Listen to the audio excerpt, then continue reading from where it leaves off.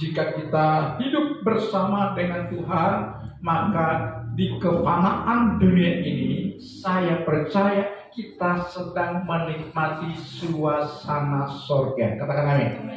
Karena dengan kita menikmati suasana sorga, maka hidup ini pasti akan menjadi hidup yang mengindahkan dan hidup yang menyenangkan. Kalau hidup kita sudah mengindahkan dan menyenangkan, maka kita akan memiliki harapan yang sama seperti penyair yang terkenal, yaitu Chair Anwar, yang mengatakan bahwa aku ingin hidup 1000 tahun. Tidak seperti hari-hari ini yang pernah terjadi di salah satu dusun di daerah Taibulu ini, di mana seorang bapak yang belum terlalu tua umurnya mengakhiri hidupnya dengan cara menggantung diri. Mengapa itu bisa terjadi? Karena jawabannya adalah dia sudah tidak lagi menikmati keindahan dunia ini. Dunia yang sedang dia jalani waktu itu bak neraka. Sehingga karena dia menjalani kehidupannya dengan cara dia, maka dia tidak sanggup menghadapinya, dan akhirnya dia mengambil langkah yang sangat tidak populis atau langkah nekat, yaitu mengakhiri hidupnya dengan sekitar tali gantung. Saya berharap kita yang hadir hari ini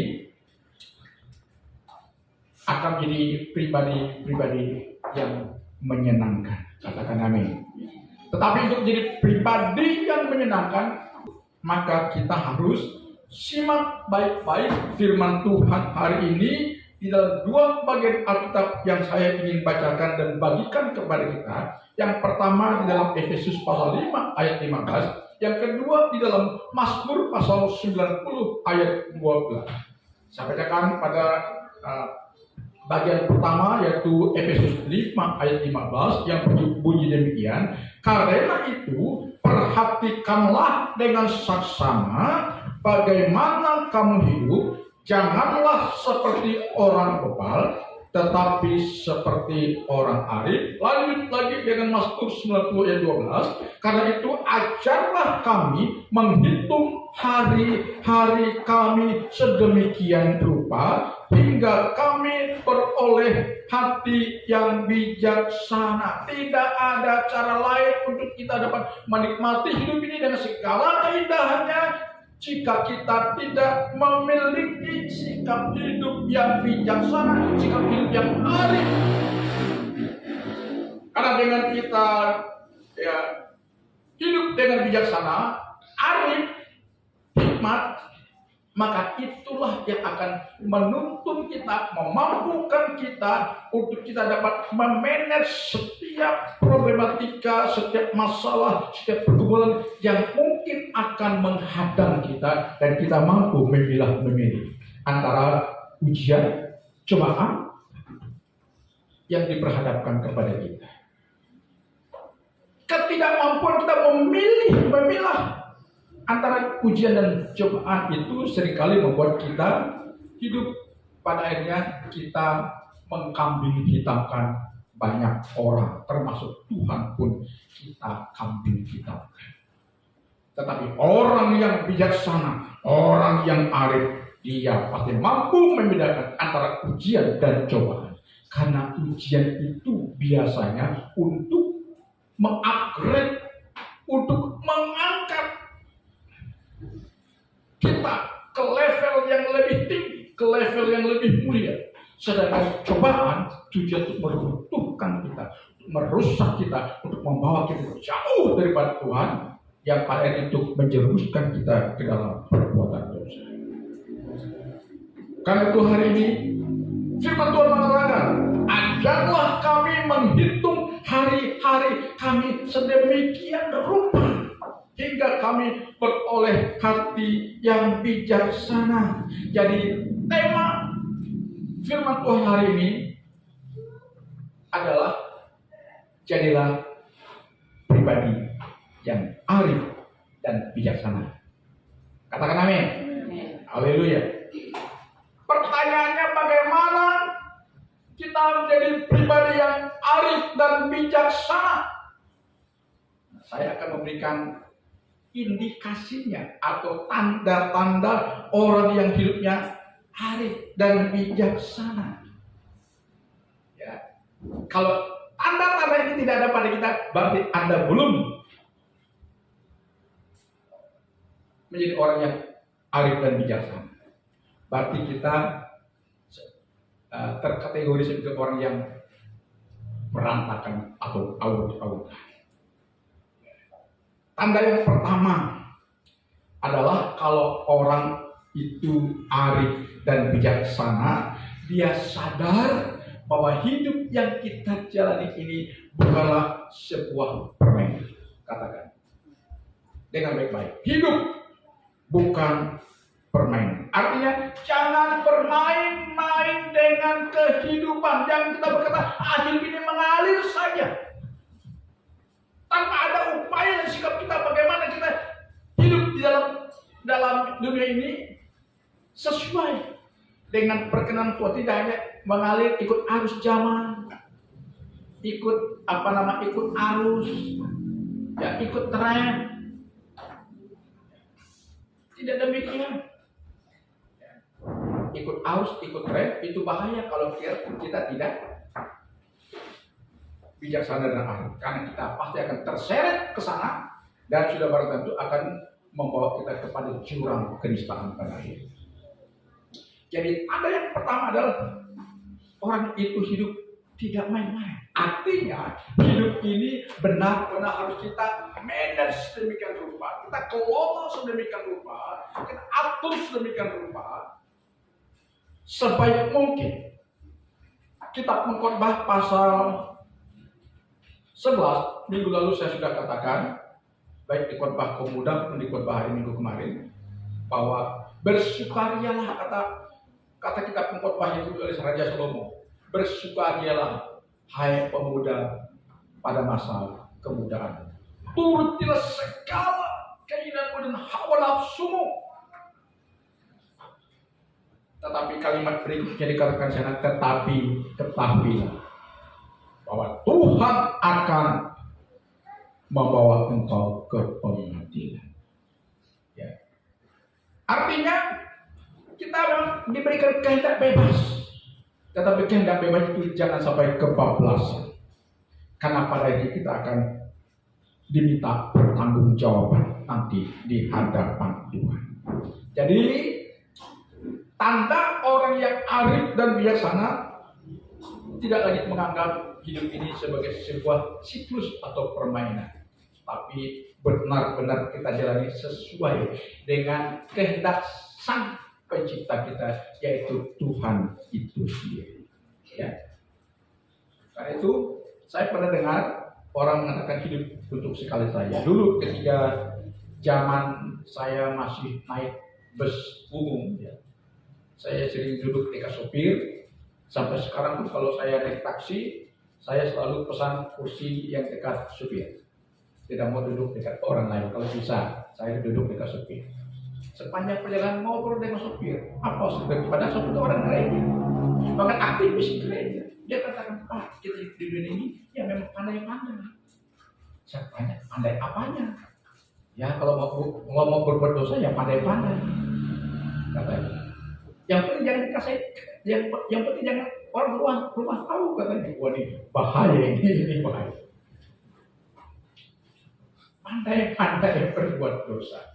Bayangkan, kenapa dia bisa ngomong seperti itu? Katanya dia menganggap hidup ini bermain. Saat kita diberikan, ya gitulah Pak, hidup nikmati saja, katanya. Saya bilang, nikmati dengan cara yang salah, nanti Anda akan diminta pertanggungjawaban oleh Tuhan. Bukankah banyak kita masih memiliki konsep pemikiran yang demikian? Walau orang rumah tidak tahu, walau pasangan hidup tidak tahu, aku bisa berbuat apa saja. Hati-hati. Ini tanda orang yang hidupnya arif dan bijaksana. Menganggap ini sebuah permainan. Saya berharap kita sini tidak ada demikian. Ini tadi yang pertama, saudara. Tanda yang kedua, orang yang hidupnya arif dan bijaksana sudah barang tentu dia memiliki tujuan hidup di dunia ini. ada dua tujuan hidup di dunia. Ya. Tinggal kita bagaimana menjabarkannya. Ya. Orang yang arif dan bijaksana pasti memiliki tujuan hidup dan membangun tujuan hidupnya di dalam dua hal, ya. Jadi tujuan hidup yang pertama, dia harus membangun kehidupan jasmaninya. Saya mulai dari kehidupan jasmani, ya, karena kita lagi hidup di sementara dunia ini. Hidup secara jasmani, yang mencakup kebutuhan hidup kita. Karena itu jangan lagi kita terlalu terpedaya dengan bahasa hidup ini mengalir saja. Ibadah mengalir saja. Pelayanan mengalir saja. Ya. Kita mau berusaha mengalir saja. Tanpa ada perencanaan yang jelas, tanpa ada mekanisme yang jelas. Hidup tidak sekedar mengalir, tetapi ada hal yang harus kita lakukan. Membangun kehidupan jasmani merupakan ibadah, tanggung jawab daripada hidup kita di dunia ini. Karena itu pertama saya mulai dari anak-anak muda. Karena anak-anak muda adalah harapan bangsa. Anak-anak muda adalah harapan keluarga. Anak-anak muda adalah harapan gereja. Nah, kalau anak-anak muda kurang memperhatikan bagaimana dia membangun kehidupan jasmaninya, mempersiapkan diri sedemikian rupa, dia kelak akan menyesal di hari tuanya. Karena masa depan bukanlah seperti kita memimpikan nalo atau lotre. Ya, selalu berakadabra kena 10 miliar.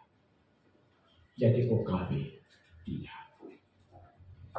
Tapi hidup kalau mau sukses, kalau mau senang, harus dipersiapkan sedari dini. Itu yang dimaksudkan dengan membangun kehidupan jasmani. Nah, makanya orang tua berharap anak-anak kita berjuang. Coba, kalau anak sekolah, ya sekarang kan mulai dari tingkat PAUD. Ya, umur berapa PAUD itu Pak Robi, Pak Yudi? Mulai masuk PAUD? Umur 5 tahun. 4 tahun 5 tahun. Dari PAUD masuk TK. Dari umur 4 tahun lah, ya, sampai umur 5 tahun. Nah, sampai 7 tahun ya. Ya. PAUD, dari PAUD TK. TK SD. SD, SMP, SMA, perguruan tinggi. Coba 6 tambah 3 9 tambah 3 12 tambah 4 16 tahun tambah TK tambah SD berapa tahun? Kurang lebih 20 tahun belajar hanya untuk satu strata pendidikan itu sarjana atau S1.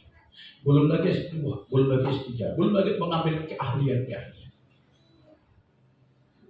Untuk menjadi pribadi yang mumpuni tidak bisa ujuk-ujuk datang tiba-tiba, tetapi harus ada semacam usaha yang harus kita lakukan, yang harus kita kerjakan.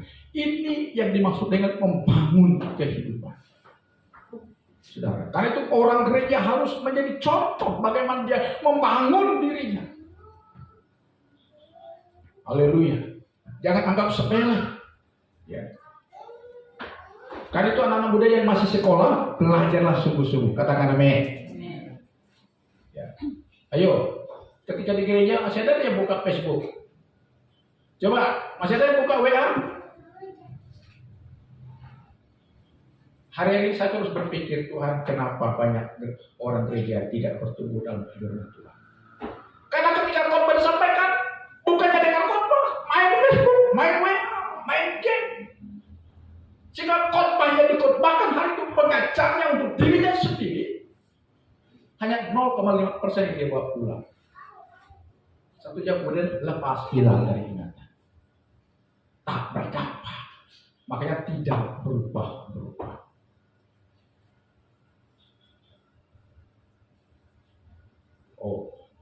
mengerikan, kan? Saya adalah orang yang realistis. Ketika saya di wisuda S1 di Jakarta beberapa tahun yang lalu, sekarang saya ambil S1 sudah lumayan tua, jadi kan saya ambil 3. Saya katakan teman-teman, jangan kita hanya bangga dengan ijazah, dengan ogah kita, tapi buktikan kualitas keilmuan kita dalam memberikan karya nyata kepada warga, kepada masyarakat. Saya bilang demikian. Karena ada banyak anak-anak sekarang yang sudah sekolah, jangankan sarjana, tamat SMA saja ada takut pegang golok, takut pegang cangkul. Maunya kerja harus pakai mobil mewah, dikasih ruang berasi. Saya katakan, saya pernah mengajar di SMP juga, di SMA juga pernah mengajar. Saya katakan, kalau kamu nanti jadi seorang, andai kata kamu tidak mampu melanjutkan pendidikanmu di tingkat perguruan tinggi, kamu cukup sampai di SMA saja. Tapi kalau kamu terapkan pendidikan yang Bapak ajarkan ini kepadamu, saya bilang, kamu bisa memiliki karyawan nanti yang lebih tinggi pendidikannya daripada kamu. Saya waktu itu sempat mengajar beberapa mata pelajaran, salah satunya adalah muluk. Muluk itu adalah muatan lokal tentang pertanian. Saya ajarkan tentang pertanian jagung, pertanian apa gitu. Nah, jadi sekarang kalau kita mau sih, petani pun perlu sekolah. Karena itu anak-anak yang sudah sekolah, yang SMA, tamat SMA, sarjana, jangan takut jadi petani. Justru jadi petani ini prospeknya untuk jadi orang yang mapan secara finansial lebih cepat ketimbang dia seorang PNS. Karena itu jangan remehkan peran petani. Katakan amin. Coba saudara tanam sawit, saudara lahan misalnya 4 hektar saja, saudara punya lahan, saudara kelola dengan baik-baik, kalah gaji PNS golongan 4. Saudara santai, tidak tiap hari masuk kantor ya, sekolah atau kantor, ya santai saudara. Kita mengatur kita, enak enggak? Haleluya, ya, haleluya. Jadi untuk membangun hidup ini, mempersiapkan masa depan, satu perkara yang harus kita singkirkan. Apa itu yang membuat orang tidak bergengsi dalam hidup? Karena dia selalu menjaga gengsi. Pegang golok gengsi ya kan? Pergi ke hutan gengsi, ya. Pokoknya semua gengsi. Nah, kalau saudara gengsi, hidup saudara tidak akan bergengsi. Nah, bagaimana kita bisa menjadi seorang yang sukses kalau kita gengsi? Dulu saya pernah lihat di sosok ini, saya tidak sebut namanya. Awal dia meniti karir, dia pakai sepeda ontel, tapi dia tuh tiap pagi dia montel sepeda jual, gitu ya, dagangan dia jual, ya kan? Lama-lama berkembang. Sekarang boleh dikatakan dia menjadi token besar. Ada juga satu bapak-bapak, saya dari kampung, lihat tiap hari dia pulang masuk dari kampung ke sosok ini, bawa jeng-jeng bertanah-tanah dengan motor sengenya aja betul. Motornya bau karet apa ya. Telaten dia tidak gengsi. Sekarang hidupnya sudah bergengsi, sudah banyak punya mobil. Kenapa? Ketekunan, kekulitan, bukan simsalabim karena pasang nalu. Ada di sini yang masih suka pasang nalu, tobat. Saya mau katakan ini, saya tidak lagi ingin harus terus terang kepada kita. Jangan lagi bermain-main. Ya. Masih ada suka pasang nalu, segera tinggalkan kebiasaan itu. Saudara akan mengkondisikan diri saudara sebagai orang yang berandai-andai. Ada lagu yang mengatakan, andai aku jadi konglomerat. Andai aku jadi orang kaya. Andai. Kalau aku kena nalodu,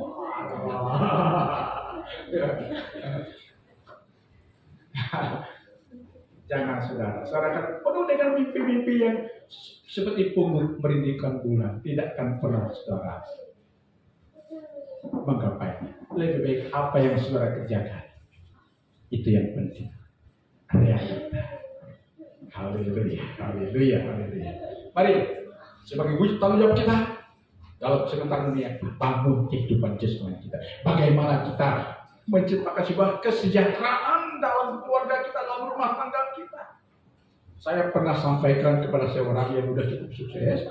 Dia kerja pontang-panting, tak kenal menyerah. Saya katakan, apa tujuanmu? Kerja tak kenal lelah. Pontang-panting sampai pulang malam, berangkat subuh, pulang malam. Tidak tahu apa? Masa kamu tidak tahu? Oke, kalau kamu tidak tahu, saya kasih tahu. Sebenarnya tujuan kita bekerja keras, kita mengumpulkan cuan demi cuan, rupiah demi rupiah. Hanya satu tujuan. Apa tujuan? Untuk kesejahteraan keluarga kita. Kalau engkau sudah mengumpulkan banyak cuan tapi keluargamu tidak sejahtera, keluargamu berantakan, tidak damai, tidak bahagia, percuma.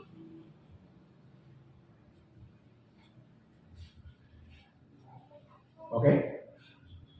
Ada di antara kita. Ada banyak orang yang sudah menggapai segala sesuatu.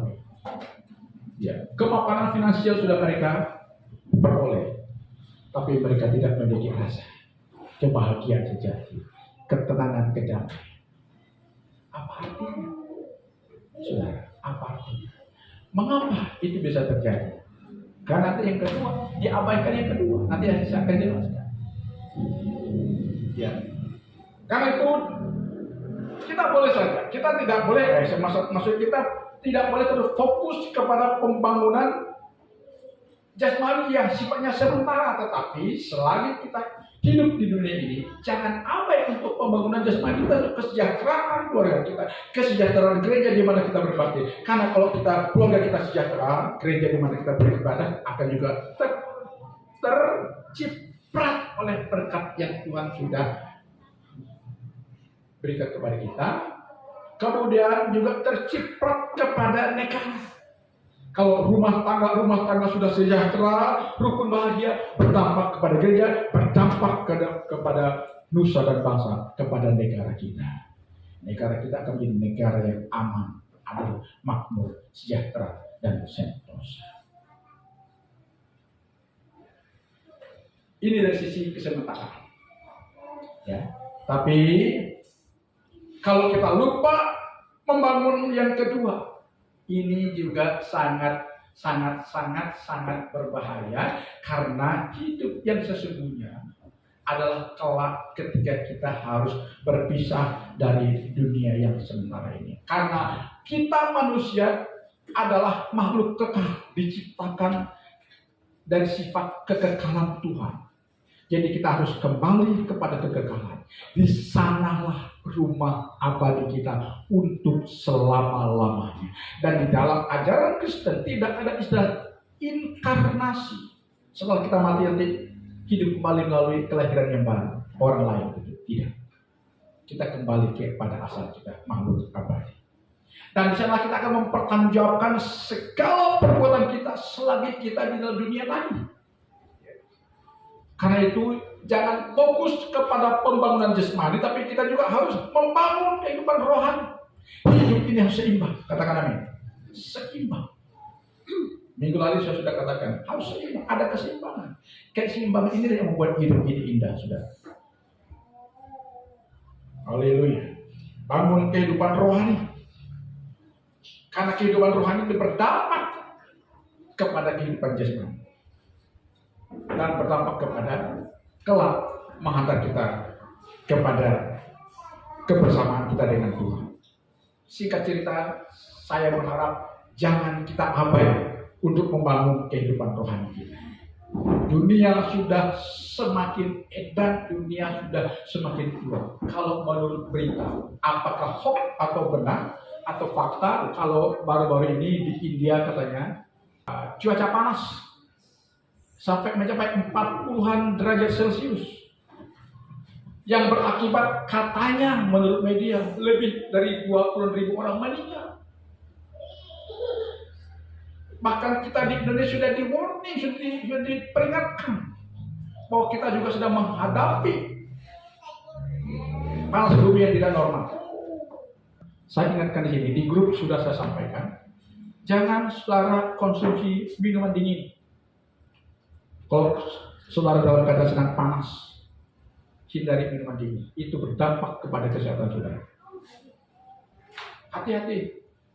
Ya, dunia memang sudah sangat anomali dan itu sesuai dengan nubuatan Alkitab bahwa dunia semakin hari bukannya semakin baik, tapi semakin menuju kepada kerusakannya yang berdampak membuat Indonesia, membuat kita yang ada di dalamnya menjadi tidak.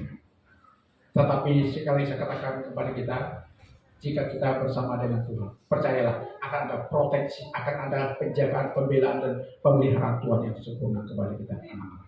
Karena kalau kita sudah mempercayakan Tuhan dalam seluruh keberadaan hidup kita, percayalah Dialah yang akan menjamin keberlangsungan hidup kita.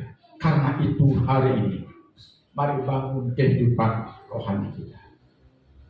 Ya, dengan kita bersinergi dengan Tuhan. Ya, bangun kehidupan doa kita. Bangun hidup saudara dengan dasar firman Tuhan. Lalu jangan menjauhkan diri dari pertemuan-pertemuan ibadah kita. Karena hanya ini yang Tuhan mau kita lakukan hari-hari ini. Untuk menjadi pribadi yang arif dan bijaksana, kita harus melibatkan Tuhan. Katakan amin. Kita harus melibatkan Tuhan. Membangun hubungan dengan Tuhan. Jika kita sudah melibatkan Tuhan, Tuhan akan terlibat penuh di dalam kehidupan saudara. Baik dalam masalah rohani maupun dalam masalah jasmani. Percayalah. Karena tak berkesudahan kasih setia Tuhan. Selalu baru setiap hari. Matanya tak kurang tajam melihat pergumulan kita. Telinganya tak kurang peka untuk mendengar seruan doa kita. Sikap kepedulian Tuhan akan Tuhan nyatakan kepada kita. Hari-hari ini, mari jangan abai akan masalah rohani. Mari jadi orang Kristen yang militan, bukan militan seperti garis keras, bukan, tapi militan dalam hal keimanan, membangun hubungan kita dengan Tuhan, bersinergi dengan Tuhan, karena Dialah pemilik hidup kita. Kalau Dia yang telah menjadi pemilik hidup kita, maka percayalah hidup kita sudah ada di dalam prudennya Tuhan, di dalam tanggung jawabnya Tuhan. Gak usah khawatir. Tinggal lakukan bagian kita. Katakan amin. Haleluya, lakukan bagian kita.